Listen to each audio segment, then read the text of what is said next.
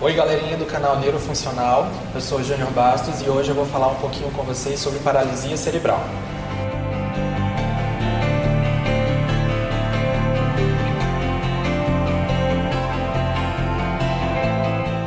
Então, gente, dando início à nossa aulinha de paralisia cerebral, inicialmente um breve sumário do que eu vou abordar com vocês. Vou falar um pouquinho sobre a disfunção motora, a etiologia da paralisia cerebral, o quadro clínico e desenvolvimento, as classificações que podem ser tanto topográfica, tipos de paralisia cerebral e baseada na função motora, falar um pouquinho também sobre os reflexos anormais que estão presentes e os princípios de aprendizagem e terapia. A paralisia cerebral ela consiste num grupo de condições caracterizadas por disfunção motora devido ao dano cerebral não progressivo, que ocorre no início da vida. A paralisia cerebral, que é a causa mais comum de deficiência na infância, ela em países desenvolvidos tem uma incidência que varia de 2 a 2,5 novos casos a cada 1.000 nascidos vivos. E essa incidência tem aumentado principalmente por conta do avanço tecnológico da última década, que permitiu que recém-nascidos extremos sobrevivessem mais e, consequentemente, as lesões neurológicas que ocorriam durante esse período deles internados em UTIs neonatais aumentassem. E ela está quase sempre acompanhada de outros problemas emocionais, sociais, problemas familiares, principalmente porque a família não está esperando uma criança com paralisia cerebral e no início ela nunca está sabendo lidar muito bem como manejar essa criança e como integrá-la na sociedade. A disfunção motora é uma característica comum a todos os tipos de paralisia cerebral.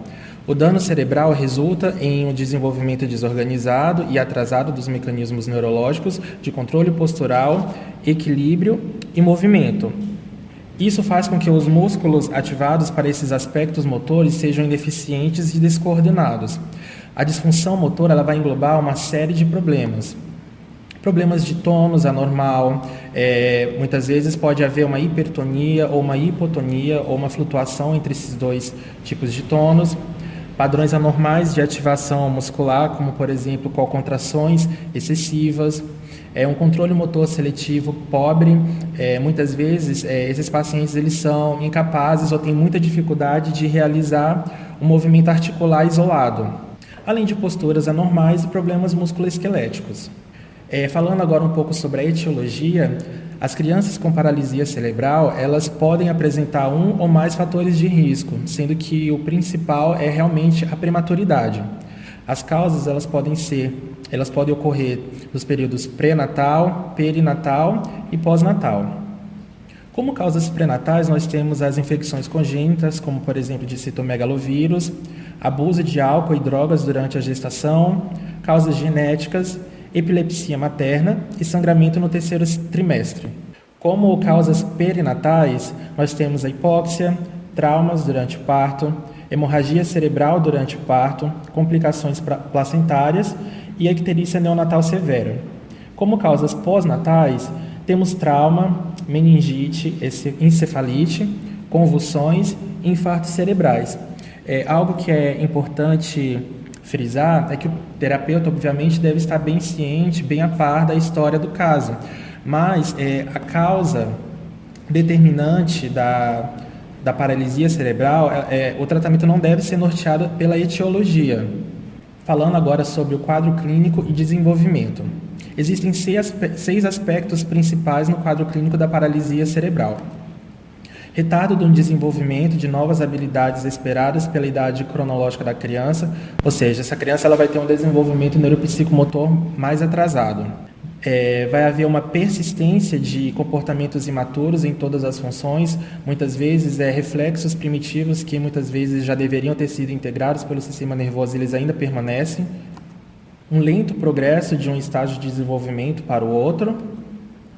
Menor variedade de habilidades em relação às outras crianças de desenvolvimento normal. Às vezes uma criança de desenvolvimento normal vai estar sentando, vai estar engateando, começando a realizar marcha apoiada, e a criança de mesma idade cronológica com paralisia cerebral pode não estar realizando essas atividades ou menos atividades em relação a essa criança de desenvolvimento normal.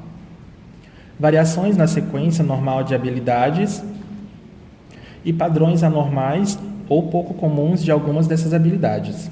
Para reconhecer um comportamento motor e geral anormais, o terapeuta ele deve conhecer o que uma criança normal faz e como ela o faz nos vários estágios de desenvolvimento, ou seja, o terapeuta ele deve estar a par do desenvolvimento neuropsicomotor normal. Então, eu gosto bastante de usar essa tabelinha, que ela mostra basicamente as atividades que essas crianças deveriam estar realizando em determinada idade, de 0 ao ano, no caso dessa tabelinha aqui, e em diferentes posições, em prono, supino, sentada, em pé. Então, ela ajuda bastante a nortear o terapeuta sobre o que aquela criança deveria estar realizando em uma determinada idade. A terapia ela deve ser ajustada levando-se em consideração o grau de severidade das incapacidades presentes. Nenhuma criança com paralisia cerebral é igual à outra. Cada uma tem a sua individualidade, tem a sua particularidade, e a terapia ela deve ser ajustada, ela deve ser baseada no que cada uma dessas crianças está precisando mais. Mudanças no quadro clínico. O quadro clínico ele não é um conjunto estático de sinais e sintomas. A gente sabe que a lesão em si ela é não progressiva, mas a gente tem que se atentar ao fato de que ela está presente em um sistema nervoso ainda em desenvolvimento. Portanto, algumas manifestações clínicas podem mudar com o decorrer do tempo à medida que essa criança vai se desenvolvendo. Os sintomas patológicos eles podem se desenvolver com o tempo, como por exemplo, a espasticidade ela pode aumentar à medida que essa criança cresce. Os movimentos involuntários eles podem aparecer mais ou menos quando a criança tem uns 2 ou 3 anos de idade. E a ataxia muitas vezes só é diagnosticada quando a criança começa a andar. Isso, claro, não é uma regra, varia bastante de criança para criança. O tratamento vai minimizar o agravamento dos sintomas, e isso é muito importante. Uma vez que o tratamento é iniciado de forma mais precoce, maiores serão as chances de qualquer potencial existente desenvolva habilidades normais e diminua os padrões considerados anormais, bem como as posturas inadequadas também.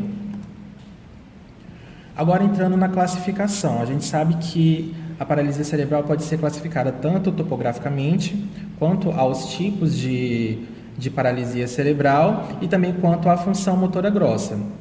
Quanto à topografia, a paralisia pode ser classificada como tetraplegia ou quadriplegia, onde há um envolvimento dos 4 membros do corpo, tanto braços e membros inferiores eles são afetados da mesma forma. Algumas vezes os braços podem até estar mais afetados do que os membros inferiores, na tetraplegia. A diplegia, onde há um envolvimento dos 4 membros, com os membros inferiores estando mais afetados do que os braços.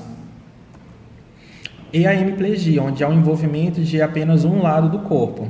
Claro que há variações nesses 3 tipos de topografia. Existe um quadriplégico mais leve, existe um quadriplégico mais severo, isso varia muito de criança para criança. Quanto ao tipo de paralisia cerebral, nós temos a paralisia cerebral do tipo espástica, a paralisia cerebral do tipo atetoide ou discinética e a paralisia cerebral atáxica, que é a mais rara de todas. Começando a falar sobre a paralisia cerebral espástica. As principais características motoras são a hipertonia, onde há uma resposta exagerada dos músculos espásticos quando alongados com uma determinada velocidade. Esses músculos eles se contraem de uma forma a bloquear o movimento. Há um aumento dos reflexos tendinosos e clonos ocasionais, além de outros sinais de lesão de neurônio motor superior. Podem apresentar-se em 2 tipos, a espasticidade e a rigidez. Na espasticidade, há um envolvimento mais seletivo de grupos musculares, como, por exemplo, flexores de braço, extensores de membros inferiores, e a resistência ao movimento aparece em apenas 1 grau da amplitude de movimento. Enquanto que na rigidez, há um acometimento maior de todos os grupos musculares, e há uma resistência ao movimento por toda a amplitude de movimento. Em casos mais severos de paralisia cerebral, é quase impossível diferenciar um do outro. Há variações na distribuição da hipertonia. muitas vezes o paciente espástico ele pode ter uma hipertonia mais em membros superiores ou em membros inferiores, muitas vezes essa distribuição varia. E a toxina botulínica, baclofeno oral e intratecal, eles podem ajudar, são drogas que podem ajudar a reduzir e minimizar os efeitos da hipertonia. Também, como característica da paralisia cerebral espástica, nós temos as posturas anormais. Elas estão geralmente associadas com os músculos antigravitacionais, que nos membros inferiores são os extensores e nos membros superiores são os flexores. São mantidas por grupos musculares firmemente espásticos, cujos antagonistas são fracos. Os antagonistas eles não conseguem vencer a ação firme dos espásticos de forma a corrigir essas posturas anormais. E, por fim, temos o movimento voluntário, que ele está presente. E uma coisa que é importante frisar é que a espasticidade ela não significa paralisia. O movimento voluntário ele está presente e, uma vez que essa espasticidade ela é diminuída ou removida, os antagonistas eles podem sim mostrar-se fortes, uma vez que não precisam vencer, suplantar essa resistência tão intensa dos músculos espásticos e o movimento pode ocorrer. Os grupos ou cadeias musculares utilizados em padrões de movimento são diferentes daqueles usados em crianças não acometidas. Por isso, muitas vezes, o movimento dessas crianças espásticas é estereotipado. Há ainda uma ausência de movimentos seletivos, ou seja, essa criança tem muita dificuldade ou muitas vezes é incapaz de realizar um movimento articular puro, isolado. Aqui nessa figura está ilustrando uma criança com tetraplegia espástica. A gente observa um padrão flexor em membros superiores, um padrão extensor em membros inferiores. A gente vê também uma predileção da posição da cabeça para a direita e a gente sabe também que o posicionamento da cabeça influencia diretamente no tônus.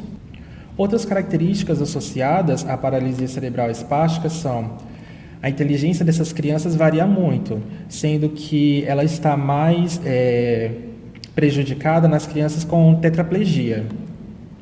Geralmente apresenta alguma disfunção sensorial, sendo que essa disfunção sensorial está mais relacionada com uma pobre experiência motora do que como uma perda de disfunção sensorial propriamente dita. Há problemas perceptivos, principalmente espaciais, há anormalidades de caixa torácica e problemas respiratórios. Isso faz com que essa criança seja internada com certa frequência, seja hospitalizada. Além de epilepsias que são bastante comuns, tanto na tetraplegia e na hemiplegia.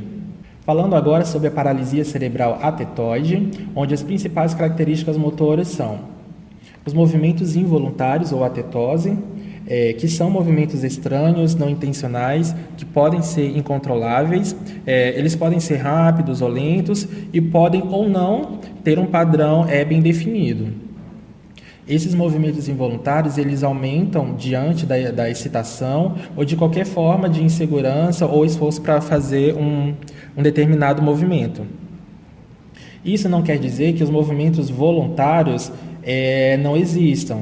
Eles existem sim na paralisia cerebral atetoide, só que para ser realizados há um certo atraso. A criança demora mais para fazer esse movimento voluntário.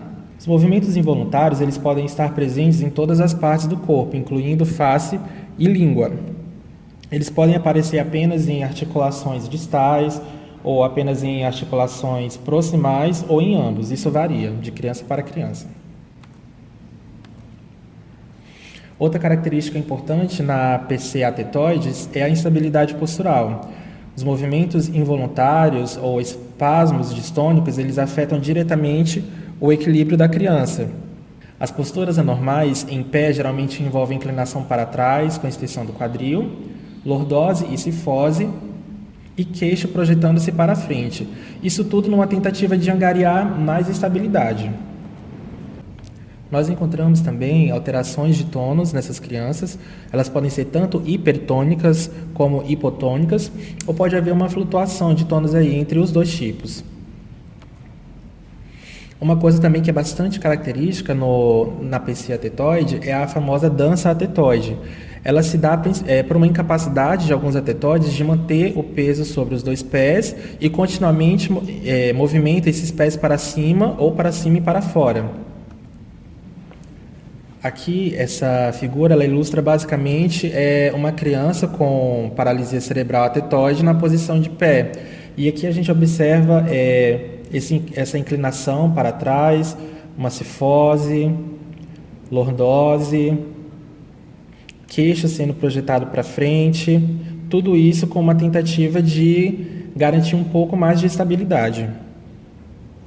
Outras características associadas à paralisia cerebral atetoide são a inteligência dessas crianças é frequentemente boa e pode ser bastante elevada, perdas auditivas por altas frequências são bastante comuns, há uma labilidade emocional e isso é bastante evidente durante a terapia. Às vezes a criança chega bastante receptiva ao tratamento e em pouco tempo ela já começa a chorar, ela começa a ficar agressiva, arisca e depois ela se acalma novamente. Então é uma característica bastante evidente. Há dificuldades na articulação da fala e problemas respiratórios também podem estar presentes. Finalmente, falando sobre a paralisia cerebral atáxica, que é a mais rara de todas, nela as principais características são distúrbios do equilíbrio, onde há um pobre controle de cabeça, tronco e cinturas escapular e pélvica, e por conta disso, essas crianças elas apresentam bastante reações de proteção com os braços. É importante frisar também que esses distúrbios do equilíbrio eles também podem estar presentes nos outros tipos de paralisia cerebral. Os movimentos voluntários eles estão presentes, porém de forma desajeitada ou descoordenada. Por exemplo, uma criança ao tentar alcançar um objeto, ela pode ir ou além dele ou aquém dele, que é uma condição conhecida como dismetria. Outras características associadas são a hipotonia, o nistagmo e prejuízos intelectuais, que também podem estar presentes. A respeito da classificação baseada na função motora, o GMFCS ele vai promover uma boa comunicação entre os profissionais do mundo todo no que diz respeito à classificação baseada na função motora, de uma forma bem melhor do que apenas classificando como leve, moderada ou severa. Falando um pouco sobre os reflexos anormais que também estão presentes em todos os tipos de paralisia cerebral. Os reflexos primitivos eles estão presentes no desenvolvimento motor normal. Só que com o desenvolvimento, à medida que essa criança vai se desenvolvendo, esses reflexos eles vão sendo integrados pelo sistema nervoso ou desaparecem. Na paralisia cerebral, esses reflexos primitivos eles vão permanecer, mesmo quando já deveriam ter sido integrados. Os reflexos primitivos de maior interesse ao terapeuta são o reflexo de Moro, preensão palmar, preensão plantar, a marcha automática, a reação de suporte positiva e os reflexos de alimentação. Algumas crianças com comprometimento severo ativam alguns desses reflexos mediante esforços motores, como, por exemplo, uma criança, na tentativa de segurar um objeto pequeno, ela vai acabar dispondo de um reflexo de preensão palmar. Enquanto que, outro exemplo, seria uma criança na tentativa de ficar em pé, ela dispõe de um reflexo de preensão plantar para poder ter um pouquinho mais de estabilidade. Além dos reflexos primitivos, nós também temos os reflexos tônicos, como, por exemplo, o reflexo tônico labiríntico, reflexo tônico cervical assimétrico e o reflexo tônico cervical assimétrico. Esses reflexos eles estão mais presentes naquelas crianças mais severamente acometidas. E como princípio de tratamento, os terapeutas eles não devem embarcar numa caça ao reflexo. Isso porque os reflexos só interessam ao terapeuta quando eles estão interferindo diretamente na função motora da criança. A criança deve ser primeiramente avaliada e, caso seja detectada alguma anormalidade, deve-se então considerar se uma das razões para tal anormalidade seja a presença de um reflexo, seja primitivo ou tônico. Falando agora um pouco sobre os princípios de aprendizagem e terapia, os objetivos principais da fisioterapia são desenvolver alguma forma de locomoção e habilidade independente, seja pelo uso de dispositivos de locomoção, ou órteses, próteses. Desenvolver a independência dessas crianças nas atividades diárias, na medida do possível, do que elas podem realizar. Desenvolver formas de comunicação, além de desenvolver habilidades para brincar e ter atividades recreacionais, porque, afinal de contas, é uma criança e criança precisa brincar, precisa ter o seu momento de lazer.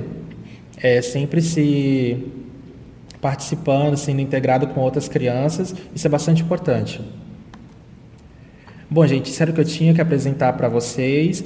Aqui embaixo está o meu e-mail, caso vocês tenham alguma dúvida, me ponho à disposição para entrar em contato comigo. Eu também tenho alguns materiais sobre paralisia cerebral, caso alguém queira se aprofundar um pouco mais.